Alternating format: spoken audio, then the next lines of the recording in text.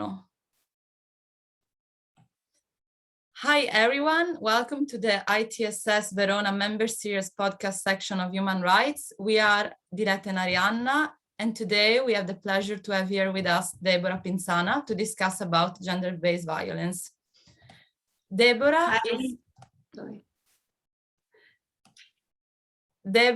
is a human rights and gender advisor. She has a wide experience working in conflict and post-conflict countries, leading missions, programs, and projects in the humanitarian sector and international affairs, with a focus on human rights and gender-related issues. So I will go with the first question, and I would like to ask you, what is gender-based violence, and what is the campaign named 16 Days of Activism Against Gender-Based Violence? Thank you very much, Diletta. Thanks to both of you. Thanks to Diletta, Arianna. And sorry for the interruption. I have internet problems. So thank you for having invited me to attend this conversation with you about gender-based violence in occasion of the annual international campaign. Gender-based violence, what does it mean? What is gender-based violence? Basically, we all know that gender-based violence is a serious violation of human rights and a life-threatening health and protection issue. Gender-based violence refers to a harmful act to an individual or group based on their gender, sexual orientation, sexual expression, and sexual identity. Gender-based violence, mainly it's rooted in a gender inequality, in the abuse of power and harmful norms.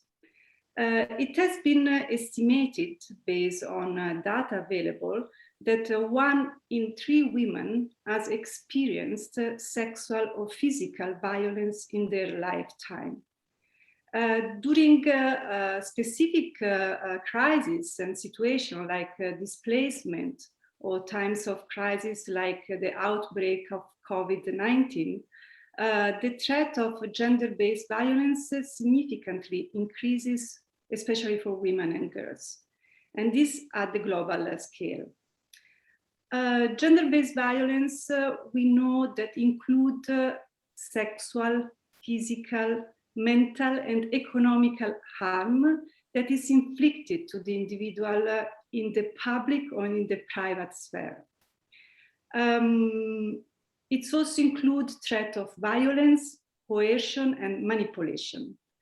This can take many forms, such as intimate partner violence, sexual violence, child marriage, female genital mutilation, and so-called honor crimes, honor killing. Gender-based violence is the most expression of unequal gender relations in society. Gender equality is achieved when all of us, when women, men, boys, and girls have equal rights, equal access to prospects and opportunities, and the power to shape their own lives and contribute to the society. The opposite of this, so the gender inequality, the unequal power relations and discrimination based on gender, is the root of gender-based violence. So why is it important to address and to prevent gender-based violence? Addressing and preventing gender-based violence is a central development goal on its own right, and is basically a key to achieve other development outcomes. In fact, we know that gender-based violence cannot be separated from issues of human rights, economical development, poverty, and other human rights like education and health rights. Preventing gender-based violence means to reduce poverty and to improve the economical development. To prevent gender-based violence is a key to protect the sexual and the reproductive life and rights. To prevent gender-based violence means also a security concern and a prerequisite for a sustainable peace. But how we can prevent gender-based violence? Well, mainly we can say that we should address, first of all, the root causes of violence. Then we have to try to improve violence prevention and victim protection services, which is not easy for different reasons. Then another way to prevent gender-based violence is to responding to the health and the economic needs of those affected by gender-based violence. And of course, it's important to supporting legislation and its enforcement against gender-based violence. Okay, perfect, thank you. Let's move to the second question. When it comes to gender-based violence in context of conflict and post-conflict, what are the strategies aimed at addressing sexual violence and gender-based violence in these environments? Well, it's quite complex because it depends on which context you are looking at. But based on my experience, generally speaking, the conflict in most of the country a result of a higher level of gender-based violence against women and girls, which include sexual violence, forced marriage, rape, torture, and arbitrary killings. This doesn't mean that only women and girls are affected. We know that also men and boys are also victims of sexual violence, especially in cases in context of detention. But mainly women and girls are used most of the cases as a tactic of war in many conflict contexts. If we look at the gender-based violence perspective in post-conflict societies, so also in that situation, women and girls are particularly victim of the general breakdown of the rule of law, and also the breakdown of social and family structures. And also in a situation of post-conflict context, we can also witness of the increase of trafficking of human beings, in particularly women and girls, because it's the consequences of breakdown of political and economical and social structures. In both scenarios, in the conflict and post-conflict scenarios, we assist also of a lack of delivery of essential services to the population, which has a disproportionate impact on specific groups of the population. Again, mainly on women and girls. Why? Because this often is building on pre-existing situation of discrimination. So girls can also face additional obstacle, and let's mention one of the main obstacles in accessing to education. Women are also forced to look for the alternative sources of livelihood as family survival comes to depend heavily on their support. So access to essential also services as healthcare, including sexual and reproductive services, are also disrupted during a conflict, with a lot of women and girls being at a greater risk of unplanned pregnancy, maternal mortality, severe sexual and reproductive injuries, and contracting sexually transmitted infection, which are including as a result of conflict-related sexual violence. So the importance of the international community, but also the national and the local governments, is to work in order to access, to address and to prevent the gender-based violence and the sexual gender-based violence in both conflict and post-conflict situations.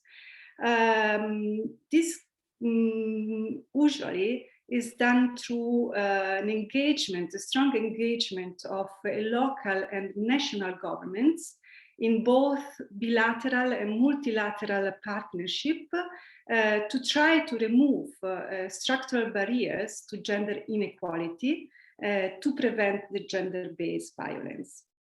In addition to that, in addition to the engagement of local and national stakeholders, it's important also to involve, of course, the civil society organizations, but also the community itself, also the faith-based community, the healthcare providers, which play an important role to prevent and to respond to the gender-based violence and sexual gender-based violence in their own community. Also, it's important to involve and to engage all the donors, all the partners to empower the local community to be able to prevent, to respond to the gender-based violence in both contexts, in a conflict and post-conflict context.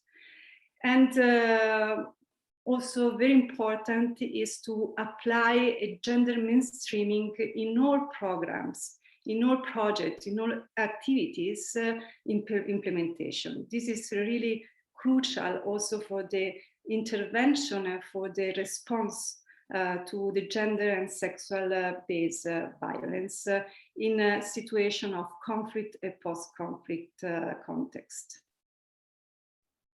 Okay, thank you. I will go with the third question. And I would like to ask you, let's take an example, the situation in Libya. How can we strengthen women's participation during transition, and why this is an important tool to fight gender-based violence?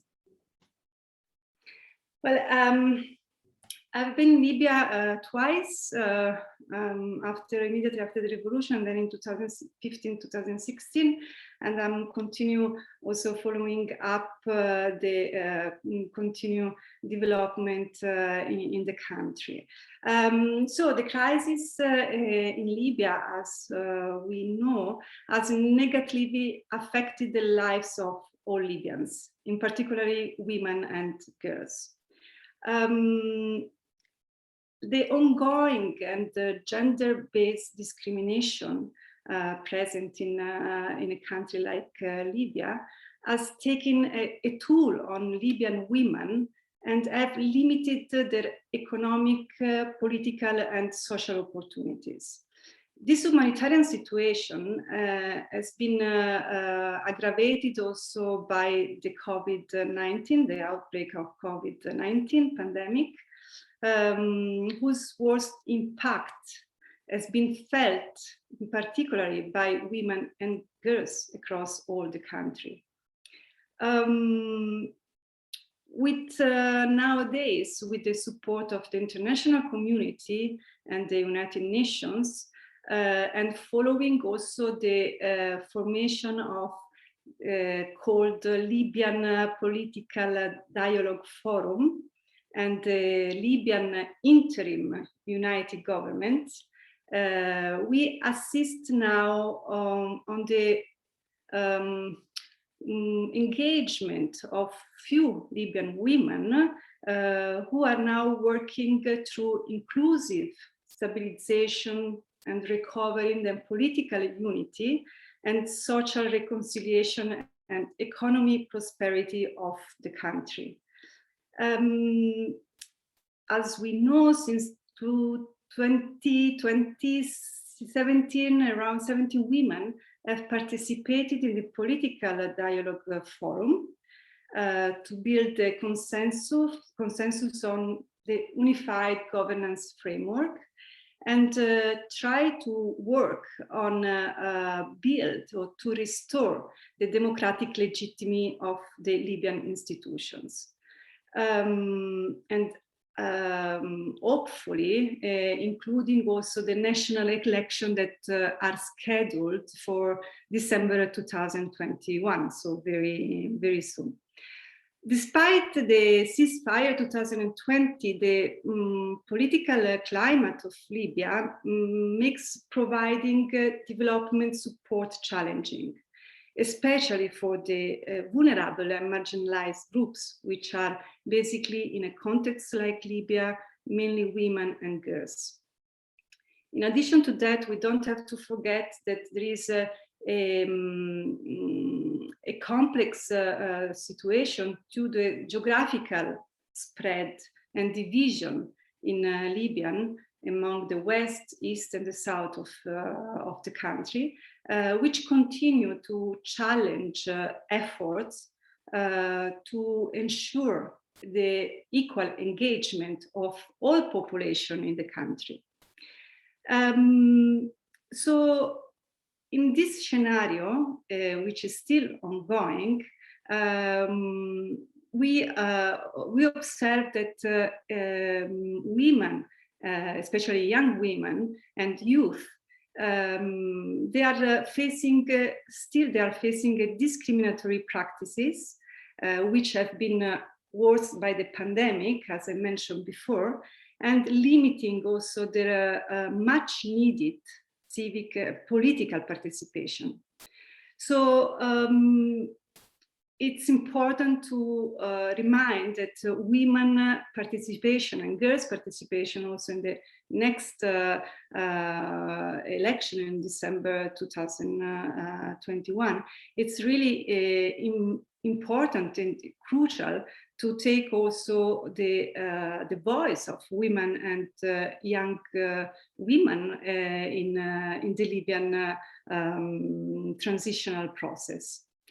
By the way, what is most important in order to include and to engage the women into this transitional process in Libya is to work all together on the women empowerment and to achieve one of the main obstacles, which is the gender equality in Libya.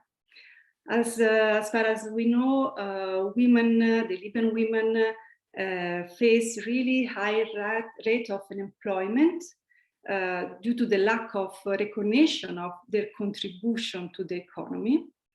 Women still are significantly underrepresented in politics, also in the humanitarian response and in the conflict resolution and peace building. The violence against women and girls in all its form, it's including also violence for women who publicly advocate for gender equality and for women human rights defenders, which we know this impact on the strongly on the women human rights and their equal participation on the Libyan political and economical social life. So this lack of legal framework to impact on protect women from all forms of gender-based violence aggravate, of course, the phenomenon of gender-based violence against, in particular, to women and girls in Libya. So this is, generally speaking, a very quick overall view of the situation of women and girls who are still struggling to take a place and to take their voice in this transitional process in Libya. What can be done? As I said, it's very important to continue from sides, from the international community, from the Libyan stakeholders, to continue to support women engagement in peace, humanitarian and recovering efforts, while they should continue to combating all forms of gender-based violence. And how is possible to do that? So basically, it's crucial to continue to support women equal political participation and leadership, which we are trying to do it. The UN and the international community are, of course, making all the efforts to achieve this result. Also, we as international community, but in collaboration with the Libyan authorities, should continue to engage women and girls to the peace building and prevention of crisis. So they should be engaged and to give them more space also in the resilience, peace building and prevention of crisis. And then, of course, it's important also to strengthening the Libya's laws on gender equality. This is one of the main big challenge, and women empowerment. And of course, trying to ensure that the judiciary is responsive to the gender needs and consideration. And in the time of COVID-19 pandemic, it's also important to ensure that the COVID-19 pandemic and the recovery efforts are gender sensitive. Perfect, thank you.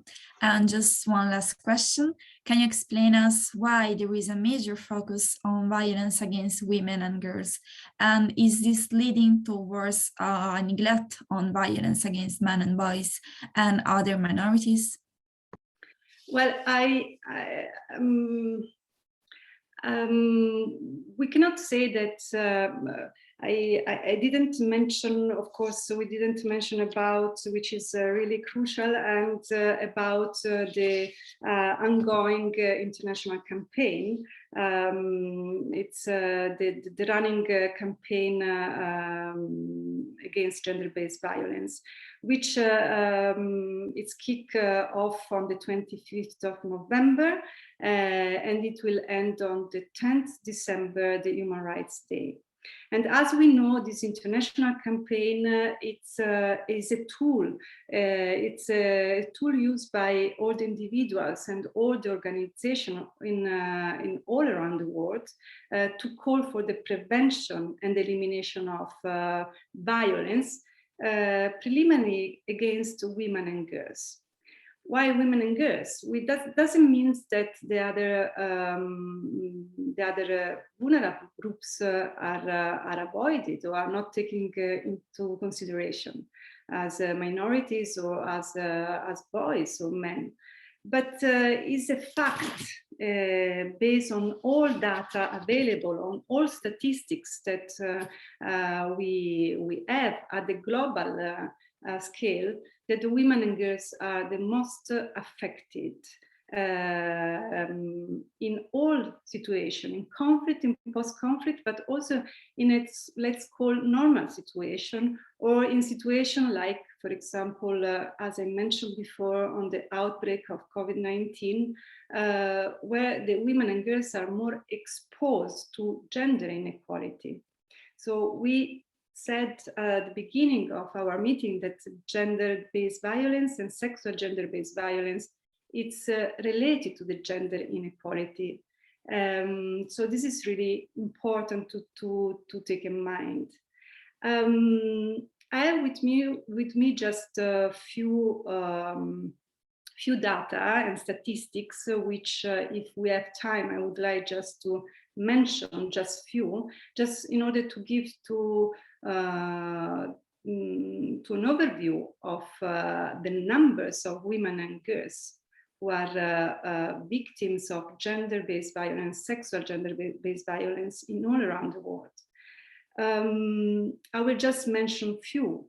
Based on official data and statistics, globally, an estimated 1 woman in 5 will be a victim of rape or attempt rape in their lifetime. Up to 1 in 5 women reports being sexually abused before the age of 15. More than 130 million girls have been subjected to female genital cutting worldwide. Women experience different types of violence across their life cycle, starting even before birth and continuing well past adulthood into old age.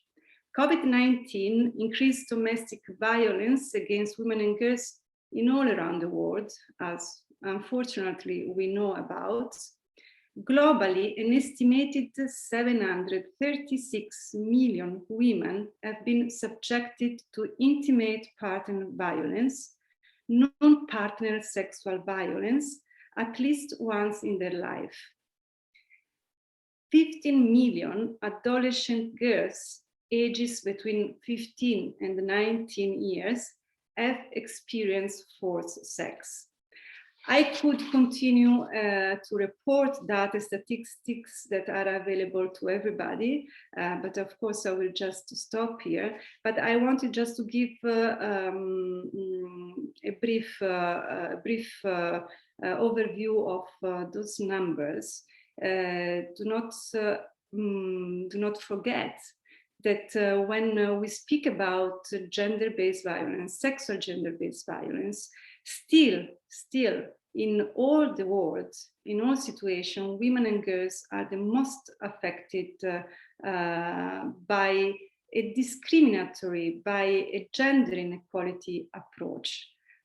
So this is why it's important to continue to support international campaign as the current running international campaign against gender-based violence, against violence on violence against women and girls, because it's a fact that women and girls are still the most affected by situation of abuse of power and many other situations which can, of course, impact radically their life.